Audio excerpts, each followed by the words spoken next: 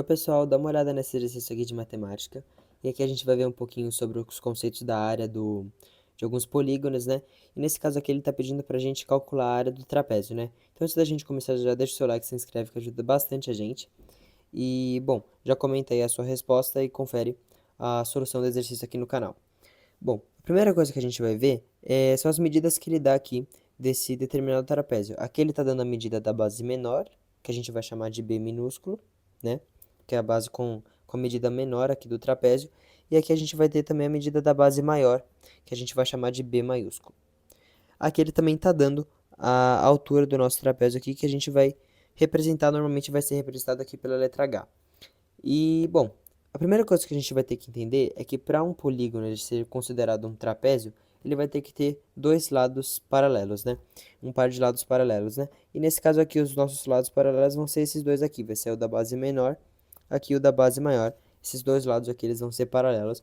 E por isso a gente vai ter o que é considerado um trapézio, né? E ele está pedindo para a gente calcular a área dessa figura plana, né? Então, a primeira coisa que a gente vai ter que fazer é ter em mente a fórmula que a gente precisa para calcular a medida dessa área. Do mesmo jeito que a gente tem uma fórmula para calcular a área do quadrado, que é a base vezes a altura, e do mesmo jeito que a gente também vai ter uma para calcular do triângulo, que vai ser base vezes a altura dividido por 2, a gente também vai ter uma fórmula para calcular a área do trapézio, e sempre que a gente tiver que resolver um exercício parecido com esse, né, que envolve esse tipo de conceito aqui, a gente vai ter que ter essas fórmulas em mente. E aqui, a fórmula para descobrir a área do trapézio vai ser a seguinte. A gente vai ter que a área vai ser igual a base maior mais base menor, aqui entre parênteses, né?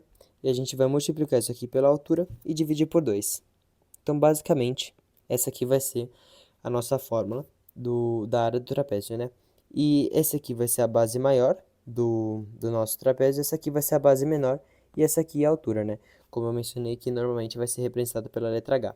Então, essa aqui vai ser a nossa fórmula e a gente vai precisar, sempre que a gente tiver que pegar a medida de uma área, a gente vai ter que usar essa fórmula aqui especificamente para o trapézio, né?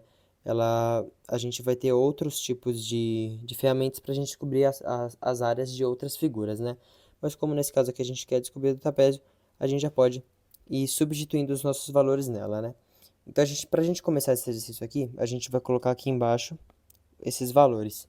Então, a gente vai ter aqui base maior mais base menor. Nesse caso, a gente vai ter base maior como 6 centímetros e base menor como 4. A gente coloca isso aqui entre parênteses, né, para seguir a nossa fórmula, e multiplicar pela altura, que nesse caso aqui vão ser 3 centímetros. E é muito importante que a gente coloque as medidas sempre na mesma unidade, né? Se a gente tivesse aqui, por exemplo, uma medida em metros, a gente teria que passar ou essa medida para centímetros, ou as demais medidas para metros, né? É muito importante a gente sempre usar a mesma unidade de medida. E para nossa conta, ela não dá um resultado equivocado, né? Que não faria sentido a gente somar uma unidade em centímetros e outra em metros, né? E bom, para seguir a nossa fórmula aqui, a gente coloca dividido por 2 e a gente pode continuar a conta aqui. Aqui a gente vai ter 6 mais 4, vai ficar 10. 10 vezes 3, dividido por 2 aqui. A gente pode simplificar esse 2 com esse 10 aqui, vai ficar 5 vezes 3, que vai ser igual a 15 centímetros, né? Então, esse aqui vai ser o resultado da nossa questão.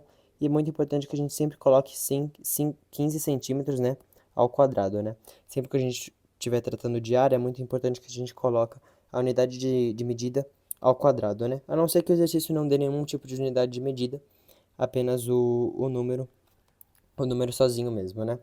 Então, por hoje foi isso, né? Muito obrigado por quem chegou até aqui e até o próximo vídeo.